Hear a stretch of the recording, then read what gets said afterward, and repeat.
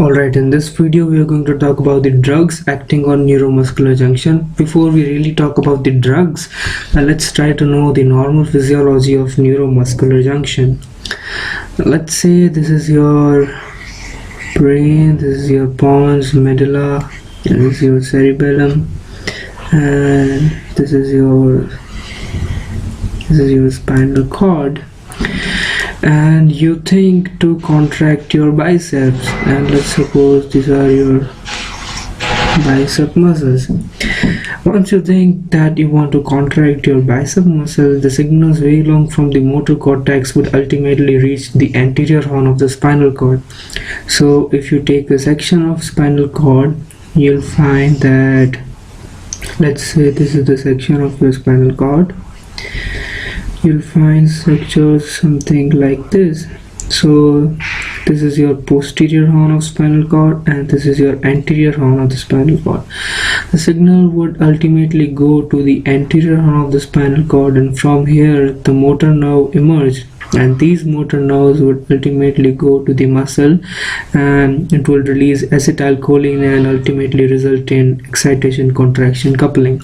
So here is what we are going to focus. This is called neuromuscular junction, and it would release acetylcholine. That is why these motor nerves are also called cholinergic nerves. So I'm going to zoom this portion out of proportion to readily know that what is going to happen here and how acetylcholine is synthesized and how it is released. Let's say this is the cell body of the neuron, which is located in the anterior horn of the spinal cord. So this cell body will be located somewhere over here, and it would go to the muscle,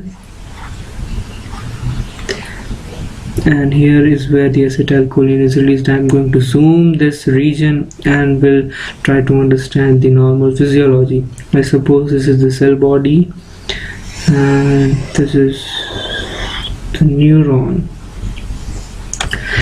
Now first thing, the question should come into your mind that from where the acetylcholine is synthesized. It is synthesized from cell body, or it is synthesized in the synaptic knob itself. I think you should pause the video and think that is acetylcholine synthesized from the cell body, or is it synthesized from the synaptic knob?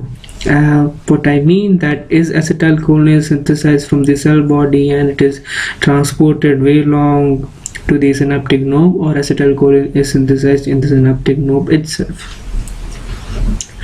The answer to this question shall be that acetylcholine is synthesized in the synaptic knob itself. It is not synthesized in the cell body.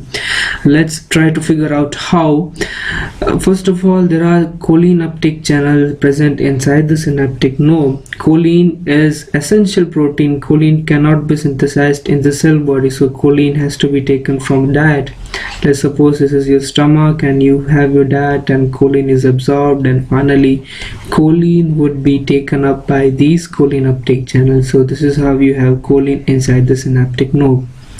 The question is about acetyl coenzyme A. So the simple answer should be there are mitochondria in the synaptic knob which are synthesizing acetyl CoA. So this is how you have acetyl CoA and choline.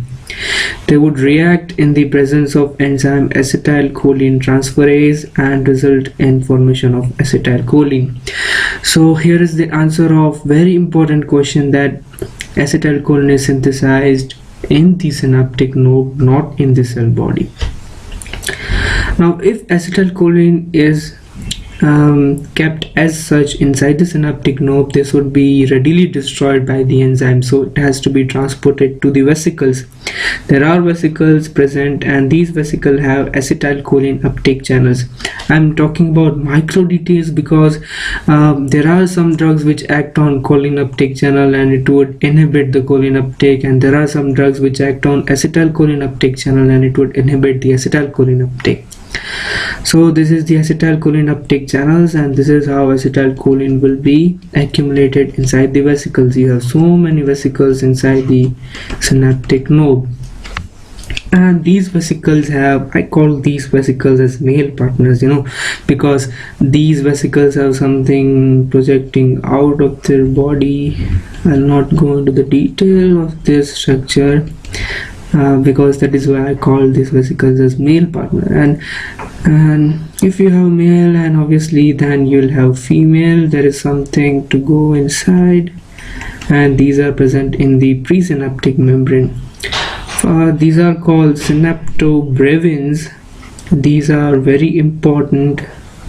Synaptobrevin, and these are called syntaxins. This synaptobrevin and syntaxin, when fuses, it will lead to the exocytosis of acetylcholine. But since syntaxin, I call these females obviously have footage.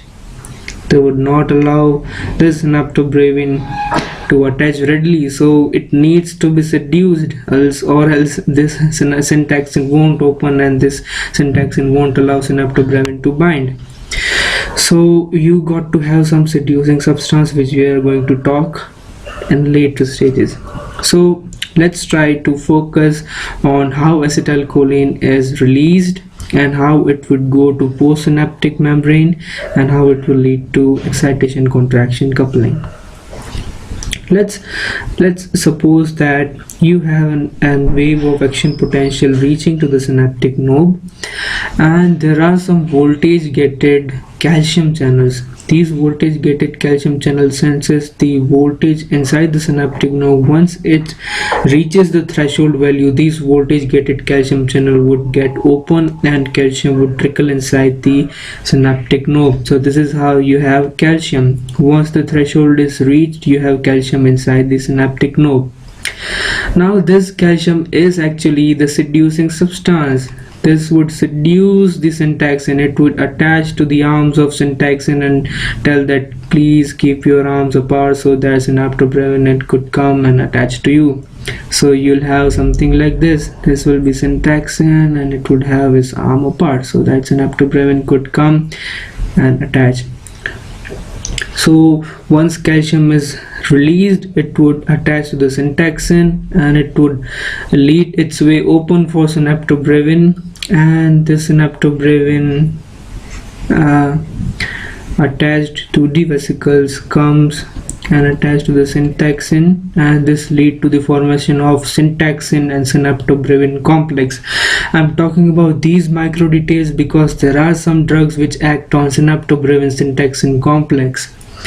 So once synaptobrevin syntaxin complex is made, this would fuse, and this would lead to the release of acetylcholine, which is stored inside the vesicles. So this is how you have the acetylcholine in the synaptic cleft. Now there are some nicotinic channel present in the post-synaptic membrane. These nicotinic channels are having 5 units. If you look at the structure of nicotinic channel, they are having 5 units. That is why they are called pentamers also, or pendrin channels.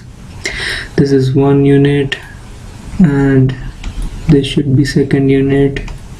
This is 3rd unit, 4th, and finally the 5th.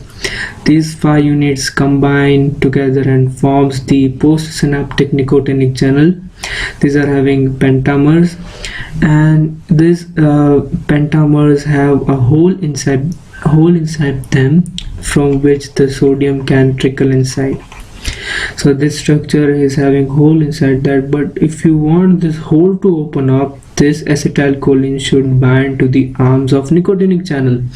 So once acetylcholine comes to the synaptic cleft, it would bind to this arm of the nicotinic channel, and then the whole of the postsynaptic nicotinic channel would open up, and sodium could trickle inside and produce miniature end plate potential, and then EPSP, and finally the excitation contraction coupling if it is muscle, or it could produce action potential if it is another neuron. So this is how the signal from the cell body reaches finally to the another neuron or the muscle and lead to excitation contraction coupling. This was a little bit about normal physiology of release of acetylcholine. In a nutshell, you have choline uptake by choline uptake channels. Then acetylcholine is formed with the help of enzyme acetylcholine transferase. These acetylcholine is uptaked by vesicles from acetylcholine uptake vesicles. And I forgot to ask one very important question. As I've already said that acetylcholine is synthesized in the synaptic knob. You might ponder from where the vesicles come. Vesicles are obviously proteins, so the protein synthesizing machinery is present inside the nucleus. So these vesicles are synthesized from the nucleus, that is from the cell body, and transported way along to the synaptic node. Similarly, all enzymes are protein. Acetylcholine transferase is also a protein, and that can be synthesized inside the cell body. So that is why it is also synthesized in the cell body and transported way along to the synaptic node. So acetylcholine, which is synthesized in the synaptic node, will be uptaken by the vesicles through acetylcholine uptake channels, and these vesicles are now filled with acetylcholine. These vesicles have some male type of appendage called synaptobravin, and there are some female type of thing present here which is called syntaxin. But if you want to seduce syntaxin, you got to have calcium. So when calcium comes, seduces syntaxin, it will lead its arm open, and synaptobravin syntaxin complex is formed, and finally release of acetylcholine, and this acetylcholine would bind to the arms of nicotinic channel, and pore of the nicotinic channel would get open up, and finally the sodium would trickle inside and produce excitation contraction coupling. One more very important thing is that these acetylcholine can be readily destroyed by the enzyme acetylcholine esterases. So this is degraded by acetylcholine esterase, and this is also how choline could be uptaked. Choline has two pathways. Either degraded acetylcholine can give choline, or choline can be taken through the diet. So this is little physiology about how acetylcholine is released, and now we are going to talk about the drugs which act on neuromuscular junction. First and foremost naughty drug which we are going to talk about is this, which blocks the choline uptake channel. This would completely block, see this naughty looking drug. This is going to block the choline uptake channel and do not allow the choline could go inside, and finally no formation of acetylcholine. This drug is called hemicolinium.